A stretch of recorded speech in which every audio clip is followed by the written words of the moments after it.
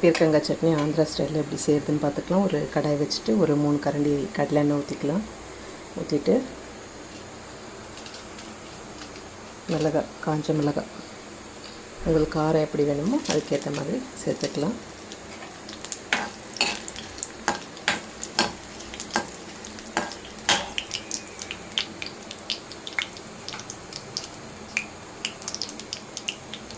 அதுக்கப்புறம் ஒரு 6 பல்லு பூண்டு,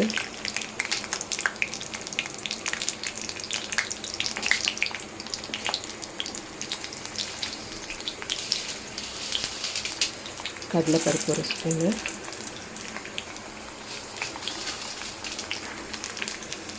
தனியா கொஞ்சம், இதெல்லாம் போட்டு நல்லா வதக்கிக்கலாம். நான் இன்றைக்கி சின்னதாக ஒரு பீர்க்கங்காய் தான் எடுத்துருக்கேன்.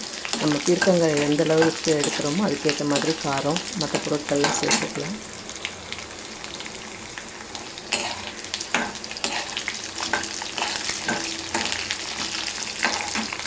அடுத்தது இதோடு கூட ஒரு கட் பண்ண வெங்காயம், ஒரு தக்காளி,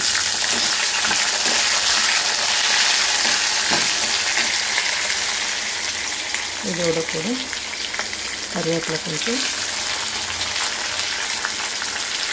கொஞ்சம் சீரகம், கொஞ்சம் மிளகு,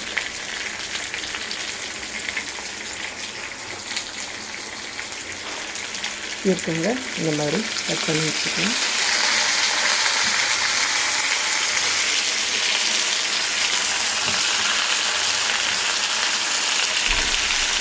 இதெல்லாம் போட்டு நல்லா வதக்கிட்டு லாஸ்ட்டில் இந்த தேங்காய் போட்டு வதக்கி ஆறுனதும் மிக்சியில் அரைச்ச பீர்க்கங்காய் சட்னி ரெடி. நல்லா இந்த பக்குவத்துக்கு வதங்கினதும் மிக்சி ஜாருக்கு மாற்றி ஆற விட்டு அரைச்சிக்கலாம். கடாய் வச்சு கொஞ்சம் எண்ணெய் ஊற்றிட்டு கடுகு சீரகம் போட்டுக்கலாம். போட்டுட்டு இதில் கொஞ்சம் பெருங்காயத்தூள் சேர்த்துக்கலாம். சேர்த்துட்டு இந்த பீர்க்கங்காய் சட்னி அரைச்சதை இதில் சேர்த்துக்கலாம். ஸோ தாளிச்சாச்சு. நீங்களும் இந்த மாதிரி ட்ரை பண்ணி பாருங்கள். இது இட்லி, தோசை, சப்பாத்தி, ரைஸ் எல்லாத்துக்குமே ரொம்ப சூப்பராக இருக்கும்.